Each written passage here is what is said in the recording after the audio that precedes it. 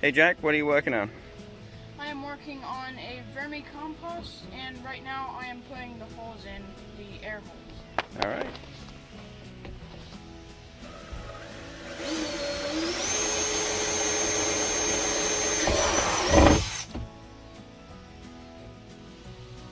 Now what we will be putting in our compost bin are some paper, cardboard, grass clippings, and some soil.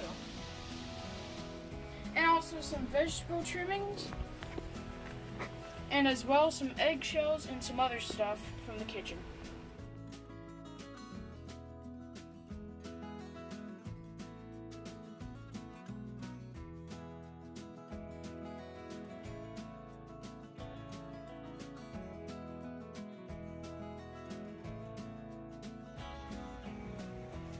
Hey, so Jack, what's the difference between vermicompost and regular compost? So a vermicompost has all of these worms in them that we have caught. They're all in the dirt right now, but you know, worms right here. And then a regular compost doesn't have worms. All right. Alright, we have the base of our compost right here. Next we'll be putting vegetable trimmings in next.